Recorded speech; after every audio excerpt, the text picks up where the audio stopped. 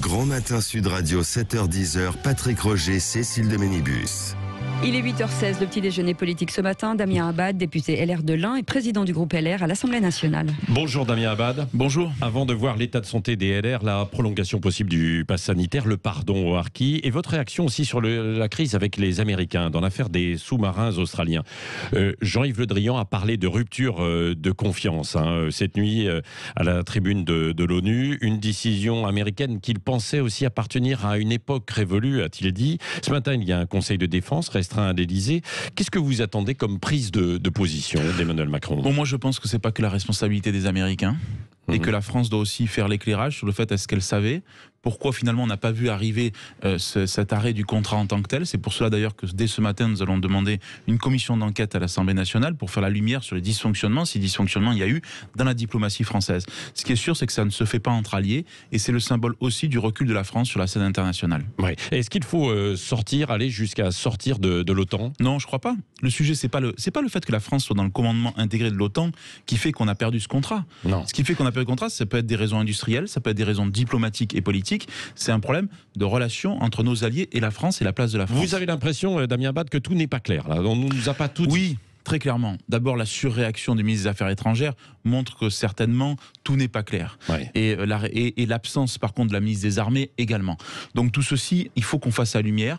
Moi, je souhaite que si l'Assemblée nationale n'accepte pas notre commission d'enquête, que le Sénat puisse la prendre, parce qu'il faut qu'on comprenne.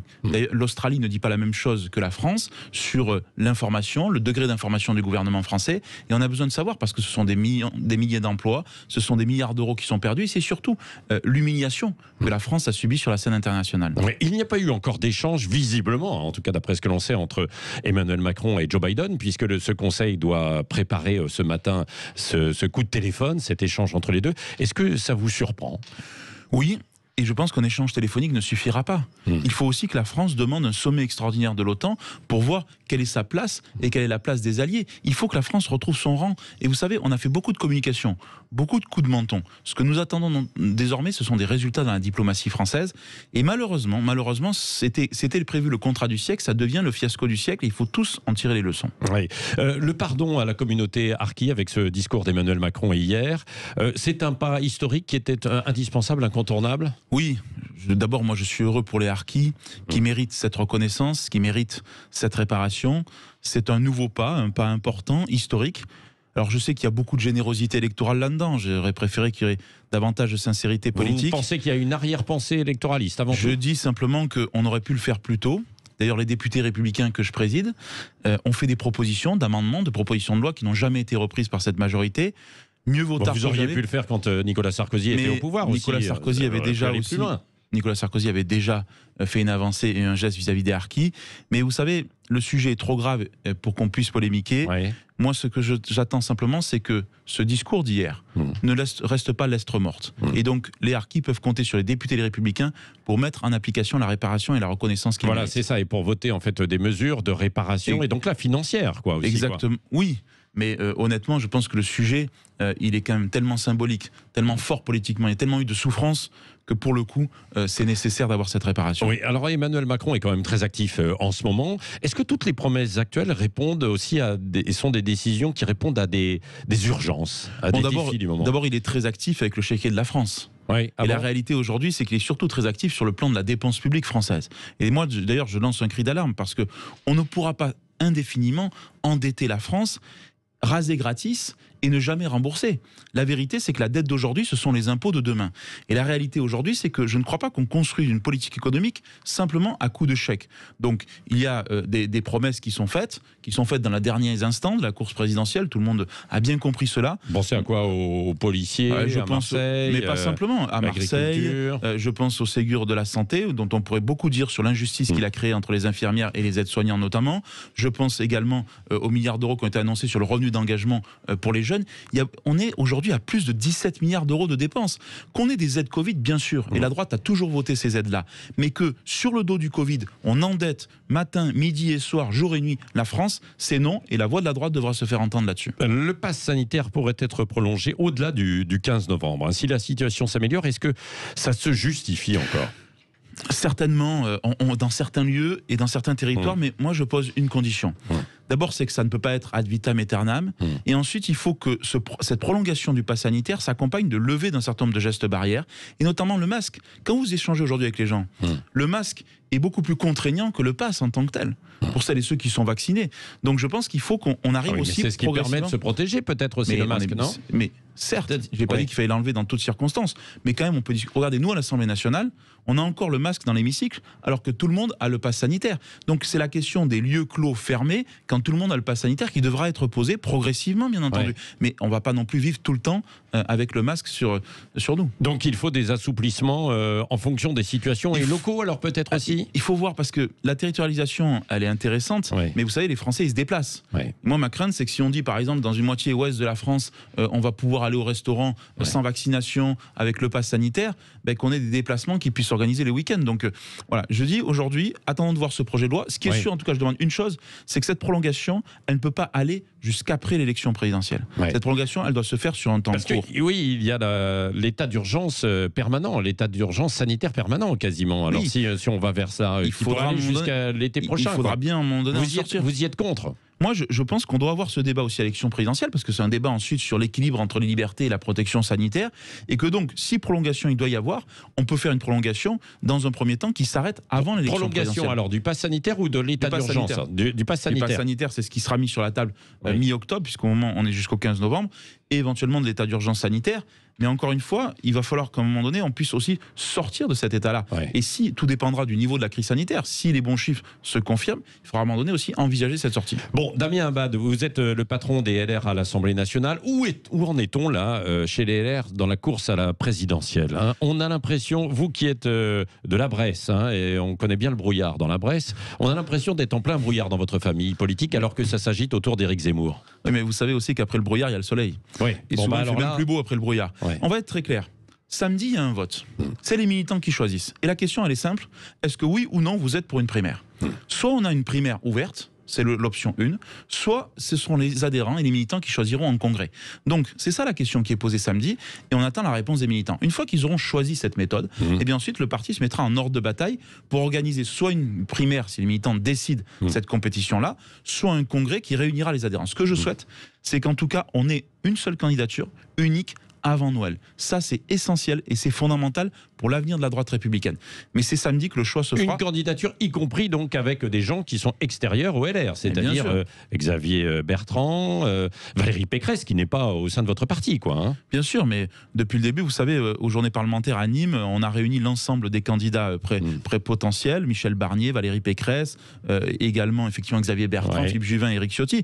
Et donc notre volonté, et vous savez, je suis raisonnablement optimiste pour une raison, c'est que cette fois-ci, on est dans la peau du challenger. Et que tout le monde a compris à droite que s'il y avait une double candidature, c'était perdu et que c'était même pas la peine d'y aller. Donc il y aura un candidat unique. Ces candidats, ils se parlent aujourd'hui.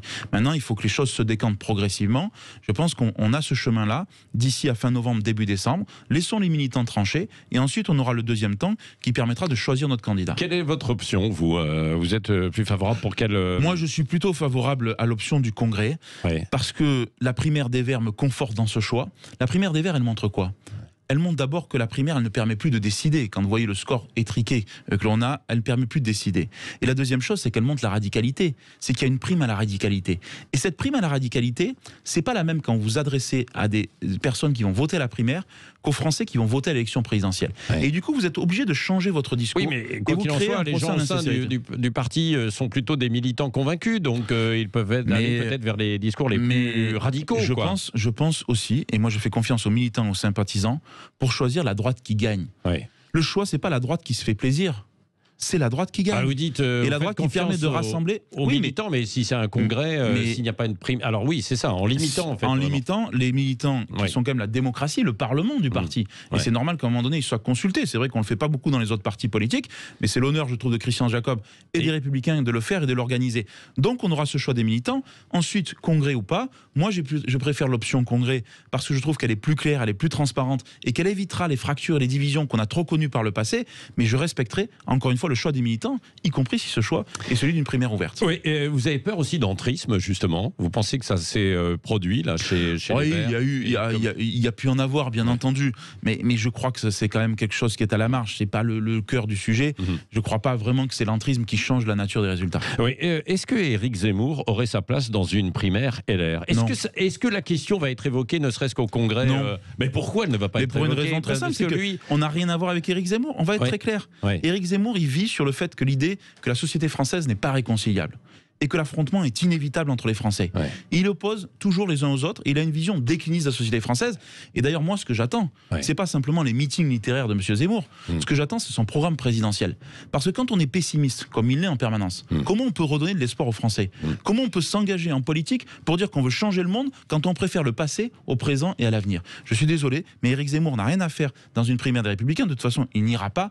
La réalité aussi, c'est qu'il faut bien comprendre aujourd'hui que ni Éric Zemmour, ni Marine Le Pen ne sont en capacité de battre Emmanuel Macron. Et ce que je veux dire aussi aux auditeurs... Et les LR, pour l'instant, ça n'a pas l'air d'être... Vous n'êtes pas mieux, regardez, pour l'instant, d'après les sur sondages. Les premiers tours. Mais sur le deuxième tour, Patrick Roger, nous sommes les seuls à installer le match avec Emmanuel Macron et les seuls à pouvoir le battre. C'est uniquement la droite républicaine qui peut le faire. Imaginez un instant, Damien Abad, qu'au sein des LR, cette question soit mise quand même sur le tapis lors du congrès samedi. C'est-à-dire que certains militants... Parce que là, on voit quand même dans les intentions de vote, il y a un certain nombre de gens de chez vous, de votre famille, qui sont tentés par Éric Zemmour. Vous savez, il y a toujours un attrait, il y a toujours un intérêt. On a aujourd'hui une surexposition médiatique du candidat non déclaré Éric Zemmour. Donc forcément, il y a toujours une attirance, un intérêt. Moi, je respecte le polémiste qu'il est. Il y a un certain nombre de constats qu'on peut partager. Mais c'est pas la même chose quand on rentre en politique et qu'on s'engage dans une élection présidentielle. Puis vous savez, on n'est pas encore en avril 2022. Non, mais... On verra, parce que là, on est en train de discuter sur d'éventuels candidats qui ne sont toujours pas déclarés et qui peut-être n'iront pas jusqu'au bout. Donc ça, il faut aussi être prudent et solide dans ces moments-là. Alors, vous dites que Éric Zemmour, c'est finalement une droite négative. Vous êtes une droite... plus moderne, positive. Qui parle de guerre civile, c'est quand même Xavier Bertrand qui l'a évoqué aussi dans un premier temps. C'était Laurent Wauquiez. Est-ce que la droite positive, ça veut dire l'aveuglement? Est-ce que la droite positive, ça veut dire ne pas regarder les problèmes en face? Bien sûr que non. Mais c'est une chose de regarder les problèmes en face et c'est une autre de mettre des solutions, d'agir et de considérer que l'avenir peut être meilleur que le présent et le passé. C'est ça notre objectif politique aujourd'hui.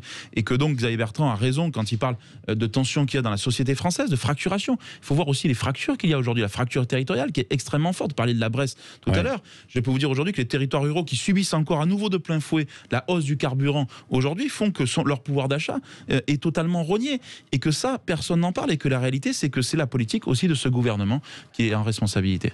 Et comment vous voyez l'épisode que l'on est en train de vivre chez les Verts, entre Sandrine Rousseau et Yannick Jadot? Ça confirme les limites d'une primaire.